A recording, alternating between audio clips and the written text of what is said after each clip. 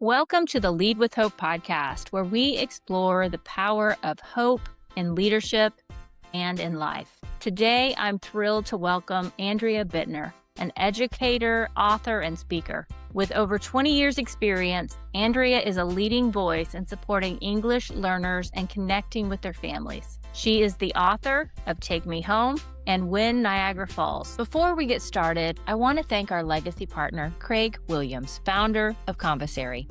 At Spark Hope, we believe story matters because story shapes how we lead, how we connect, and how we show up in the world.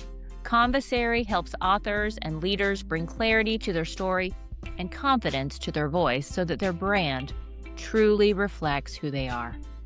You can learn more about their work by visiting the link in today's show notes or on the Spark Hope website. Thank you, Conversary, for supporting the Lead with Hope podcast. Join us today as Andrea shares stories of hope and tackles common myths about English learners and their families. It's a conversation filled with hope, advocacy, and excellence. So, Andrea, welcome to the show. Thank you so much for having me. I'm thrilled to be here. Why don't we just start off with your story? Tell us about you. Yeah. So I am a proud English language learner educator in my 26th year of teaching in public education, based out of just below 15 minutes south of the Philadelphia airport in Philadelphia, Pennsylvania. Didn't start out, as many EL teachers don't, as an EL teacher. Started out as a high school English teacher. And I quickly was bright-eyed and bushy-tailed out of Westchester University and was given, from my student teaching experience, which was very easy, the opposite. The moment I walked into school, I was given some of the toughest kids in the building. And I was going home every day crying. And I thought, why am I crying? Every single day I'm coming home crying. Why do these kids hate school? And what I quickly learned is the reason that my kids hated school is because they were freshmen in high school who did not know how to read. And that motivated me to go back to school to become a reading specialist. And so while I continue to teach these amazing kids, I feel like that first year they taught me more about school than I probably ever taught them. But I did become a Title I reading specialist. And so I got a master's in reading, spent time at the middle school level, working with middle level educators and middle level students. And that's when I decided to become an EL teacher, because I got that feeling again of unequippedness when I started to get English learners in my groups. And then I thought, ooh, I love these kids. How do I work with them? And so I went back to school, got some more training, started to surround myself with EL teachers, etc., and became an EL teacher. So really, I say 20 plus years out of my 26, I've lived in the support role. I've lived with those Title I kids in every single grade level. I've lived with English learners in every single grade level, and I continue to get that work done today. In addition to that, I'm an author, like you mentioned, and also a speaker. I get to travel the country once or twice a month and more in the summer to get to support educators or working with English learners. Yeah, that's great. And I love the energy that you bring to, I'm sure, every environment that you come into. But when you think about those students that you have been supporting all of these years, how are you fostering a love of learning and specifically a love for reading in the work that you do every day? You know, one of the things I quickly learned about working with any student really that I get to work with, whether it's an English learner or any other student that comes into my classroom, is that the first thing I've learned, I want to say, is that if they can see it, they can be it. And I found it really important to be intentional about fostering an inclusive classroom environment. So not only, going above and beyond the idea of making sure we're utilizing a curriculum, right? Showcases all different types of cultures and voices and experiences in the world. But I always say also allowing those kids to touch what I call a dream. Yeah. So once you invest in who they are and find out what their interests are, how can I bridge that to the community that they live in daily and let them touch those dreams? So for example, if I have a student that says he wants to work into construction, how do I connect him with people in the construction industry? If I see a student who wants to be a doctor, how do I connect he or she with the world of healthcare? Yeah. And so whether it's bringing in guest speakers, whether it's taking mini field trips, whether it's watching virtual videos that I know people in the community that they know that have sent in, there are ways to get kids to be able to touch those dreams. And I find that's what motivates them to want to move forward. Yeah. The other piece, I think, bridging that idea of a community, is we're very intentional in the district I'm in about bringing back alumni. Mm-hmm. So we bring back high school students, college students, university students, workforce, military students once a year to speak to our high schoolers and let them know about what that awesome bilingual path looks like for those that are working really hard to become proficient at it once they go out into the real world. And those conversations and reflections are letting our kids see it, be it. The way that you frame that, touching a dream, allowing them to dream bigger than maybe they have ever dreamed in their life, and then providing opportunities to see that pathway. Now, that's the science of hope. I've been talking to people about that lately quite a bit. And the science of hope talks about, identifying the goals, but then creating the agency and the pathway for your kids to realize that, to touch that dream, as you put it. That's powerful stuff. And I love the work you're doing. You're fostering that love for learning with these kids, and you just never know where they're going to end up. And I'm sure many of your students come back after they've graduated and share with you where that path has taken them, probably as the returning alumni to your class. Absolutely. We used to incorporate this when I was teaching at the high school, and I believe they still do today. And we had during that alumni day this momentous event, which we call T shirt day.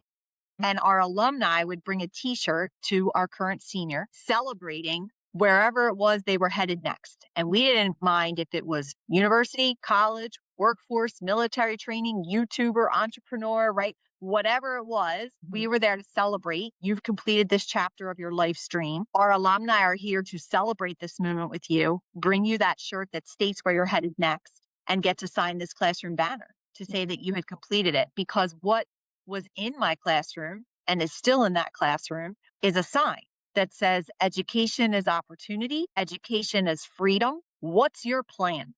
Mhm. Because our kids knew my plan can't be, I'm not going to be successful here. Because what we would tell them is that your parents and teachers have worked too hard to give you the gift of becoming bilingual. And that gift is going to lead you to some pretty incredible experiences in life. Whether you moved in from down the street, you moved in from a different country, you came over from a different state, it doesn't matter. Your plan cannot be, I'm not successful. And it was really that mantra, that continues to teach our kids and that the alumni continue to showcase for us in that manner. Talk about high hope. You are producing high hope classrooms, high hope environments, and fostering that belief that these kids can do whatever it is that they put their mind to, and giving them those opportunities. Such powerful work that you're doing. And it sounds like, as you reflect on your journey, there's so many experiences that you could share with us today. But when you think back, what experiences or lessons, Andrea, have had the biggest impact on you as a teacher, as a leader in either your personal or professional life, or maybe both? I think that when I started out as a teacher, I thought I had to do everything by myself. And I learned pretty quickly that living on an island was no fun. And I think that as I grew into the support teacher that I am, that I talked to you about earlier, Hmm.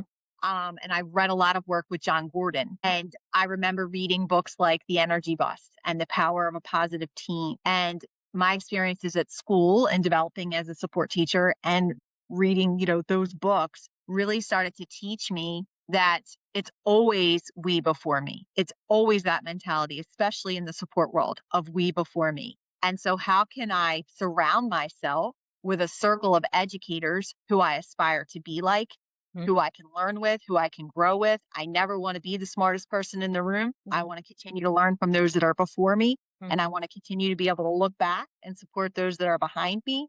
And when you develop that mentality of we before me, of we are a group, it's our success, it's our wins, it's our challenges.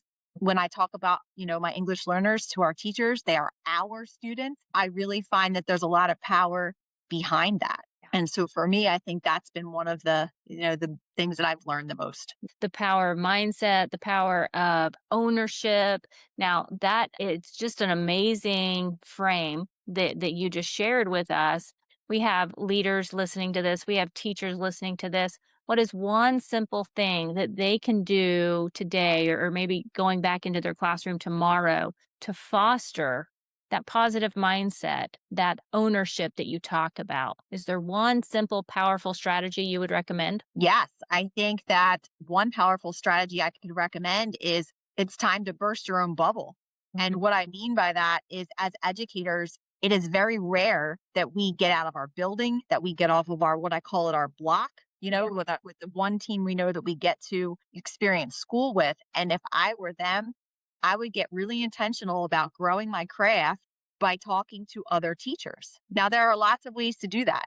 You could be active on LinkedIn and schedule yourself a 15 or 20-minute virtual coffee chat and talk to other educators around the country. I'm intentional about doing that. And you get a really great perspective on how much bigger the education world is than just in your town or just in your city. And guess what? The more I travel and meet people virtually or in person, our challenges aren't that different. No. You could, if you're not comfortable with something like that, you could join a professional Facebook group or a LinkedIn group or something on X or, et cetera. There are wonderful organizations out there where teachers are posting, not vent sessions, but real challenges, real solutions, real resources. I guarantee you, if you Google it, you will find something. Or the third piece, listen to podcasts and read. Listen to podcasts and grow your toolbox. Because the one thing that I know for sure about education is that it's always changing. You know what, as Jimmy Costa says, when we sat in that interview chair, 20 plus years ago on that day one, we did not say, I will never grow, I will never learn, and I will never try to reach to connect with other educators. And so I would say to those listeners, let's burst your bubble. I love that. Burst your bubble. There's a number of people that, as I look back over my career, that I looked up to. And since I have started my business, I've reached out to those people. I've invited them on my podcast. I've asked them to just sit down with me virtually for a coffee chat. They're gracious, they're kind, and they will do it. 9 times out of 10, I have gotten a yes, and I've been able to connect with those people. And look at the 5 people that you spend the most time with. Look at those 5 people, and you can tell your future. Because just as you said, Andrea, we need to surround ourselves with people that are going to support us and encourage us, but also challenge us and stretch us and help us to grow, to realize the potential that we have within us. We all have greatness within us. We just have to tap into that greatness and bring it out. And for the educators listening, I just want to encourage you to take her up on this challenge to burst your bubble this week, because if you do that, I guarantee you that it's going to change your life. Absolutely. Let's pause for just a moment because I want to tell you about a partner who truly aligns with the heart of this podcast. Conversary. Here on Lead with Hope, we talk a lot about clarity of purpose, clarity of voice, and clarity of direction. And that's exactly where Conversary comes in. They help leaders, educators, and change makers uncover the story behind their work and share it in a way that feels honest, meaningful, and deeply aligned with who they are. If you've ever felt the nudge to write a book, refine your message, or build a brand that actually reflects your values, not just your resume, Conversary doesn't rush you or box you in. They walk alongside you, helping you shape your story with intention and integrity. You can learn more by clicking their link in the show notes or visiting them through the Spark Hope website. A big thank you to Craig Williams at Conversary for being a legacy sponsor of this podcast and for investing in stories that matter. Because when we share our stories with clarity and hope, real change happens. So now, when you think about the things in life that bring you joy, I mean, you bring the enthusiasm and the joy, and I can see it on your face. I can hear it in your voice. But what is something in life that really brings you joy? I mean, out of all the accomplishments I've ever had so far, my greatest joy is being a mom. And I have 2 daughters, and one is, a freshman student in college. The other one will be a senior next year. And just getting to watch them become these wonderful young women and awesome humans, is something that could never surpass any accomplishment I'll ever have. And so it might seem simple, but really, at the end of the day, that's something I'm really proud of. Our kids are amazing. And I will tell you, my kids are both grown. I have a son and a daughter, and they have given me an even better gift of grandchildren. I Yeah. can't wait for that one day. It's pretty special. It's pretty special to be able to have those grandchildren, to love them the way that you loved your children, but then that little extra, you can spoil them and then send them home, and it's the most amazing feeling ever. Yes, for sure. Yeah. I can say, professionally speaking, if we, want to go that route as Yeah. well, one of my biggest accomplishments so far is the release of, my very first book. And Mhm. I was just having this conversation with someone yesterday, and I read this quote, and I think it's true. 99% of the world says they want to write a book, but I didn't know that only 1% actually do it. Right. And so that was kind of staggering for me to think, wow, like I'm really proud how Take Me Home has allowed people to connect, reflect, have conversations, and really adjust their lens, I like to say, on Mhm. the diversity that lies behind our amazing English learners. Take Me Home, that was your first book. When did that release? So that released in 2021. Okay. And then since that time, you have released another book, When Yeah. Niagara Falls, correct? Yes. When Niagara Falls released this past fall, just in Yeah. 2025. So tell us about When Niagara Falls. What is it about? Yeah. So When Niagara Falls is another true story.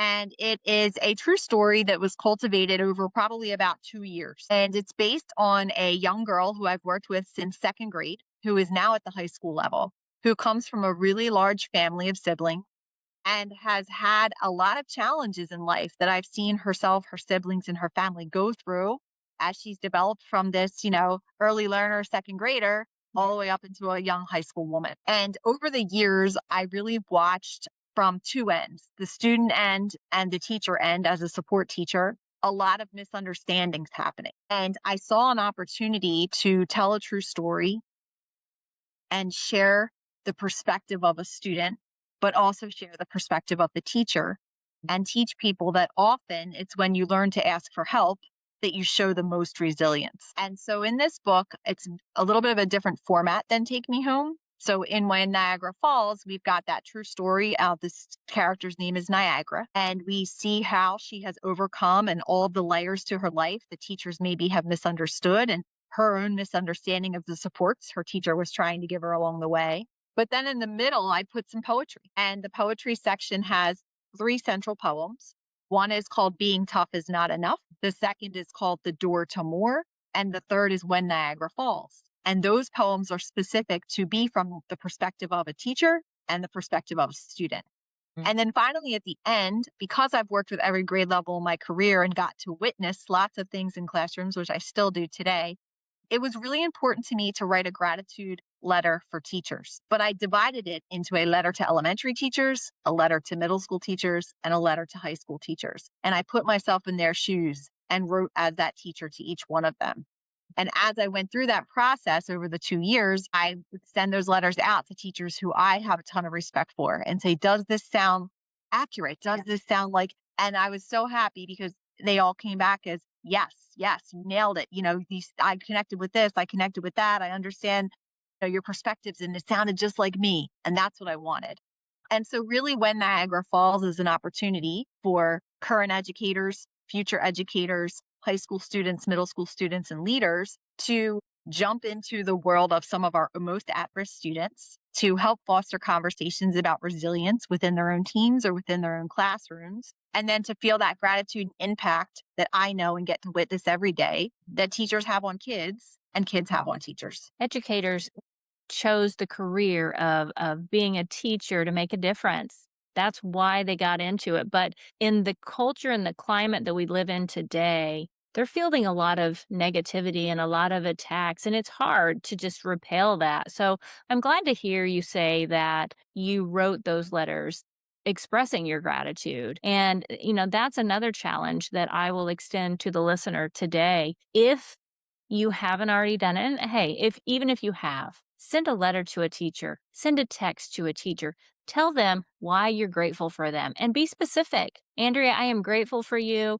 because you are sharing stories of hope and resilience and letting the people know letting the world know why hope matters today. So share those expressions of gratitude. I think we all need to hear that. I've got a few teachers in my life that I would love to share some gratitude and hope towards. And I'm excited to share that I actually saw Mr. Donnelly, my teacher from high school, just last week at a high school basketball game that I had gone to in a local town over. And when I saw him, you would have thought I was that 14-year-old girl again. I Yeah. was so excited.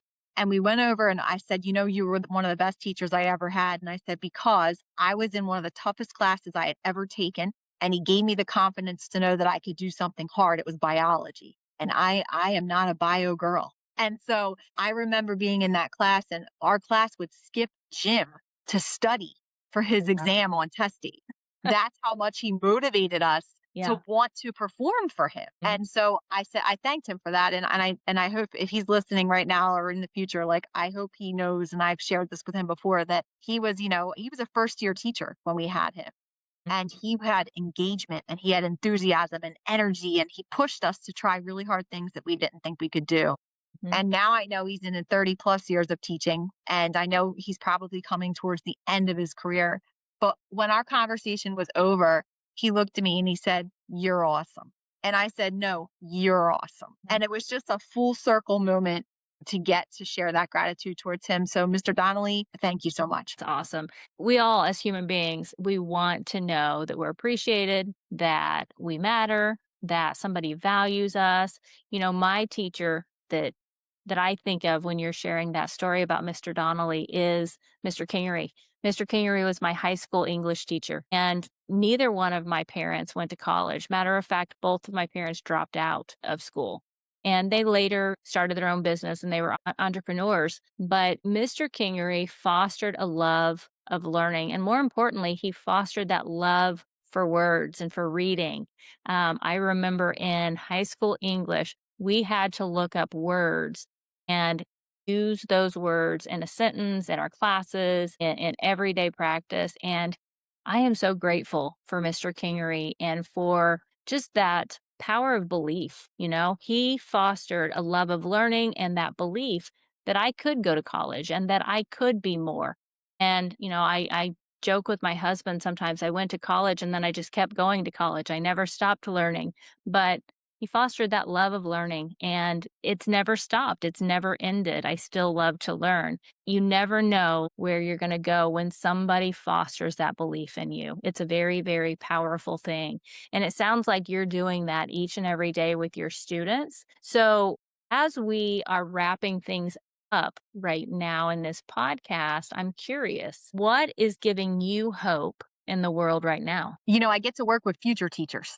And so we were talking about this earlier every other Saturday. And I had not taught at the higher ed level until fall of this year. They give me, and let me let your listeners know, they're coming. They give me a lot of hope because of their enthusiasm and their interest and their commitment, and the tools that I'm sharing with them and they're sharing with me, to keep me having a pulse, on what's fresh in education. But future teachers are, I think, what's giving me the most hope, and getting to experience being their professor and seeing, what they think of the future for kids in their eyes. That's something special. Yeah, that is special. And right now, we need to foster that because we don't have as many people going into education. And those that are going into education, there's not as many going into the principalship or the superintendency. So if we can pour into them, if we can foster that love for education, I think that is important.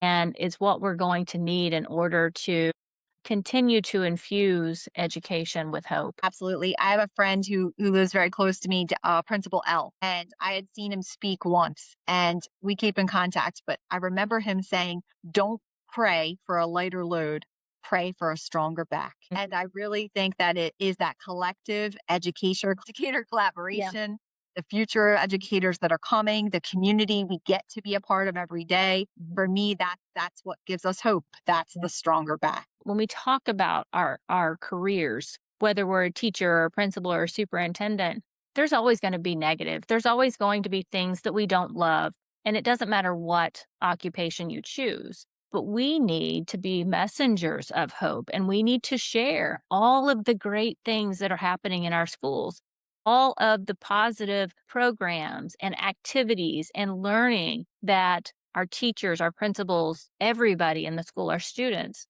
are participating in, and be those messengers of hope, because we need good people with strong backs to go into education and to be the future of education for our kids. Our kids need it. Absolutely. So this has been a joy for me to be able to talk to you today, to hear more about your book. And I know that the listeners are going to want to check it out. So where are they going to connect with you? Where are they going to find your book? Tell us how to get a hold of that. Yes. So I am active on LinkedIn. You can find me at Andrea Bittner on LinkedIn. I'm also active on Instagram. You can find me at Andrea Bittner Books. And I have a website, andreabittnerbooks.com. So reach out anytime there. And you can find Take Me Home or When Niagara Falls, both listed on Amazon now. So that's probably the fastest, easiest place to grab those. Or if you wanted author signed copies, you could go via my website. Well, thank you for sharing today. Thank you for being on the podcast. And for the listeners, I just want to remind you as we close, the world needs your leadership, and change starts with you. Fuel your life with hope, embrace your purpose, and shine your light for others. Until next time, keep leading with hope.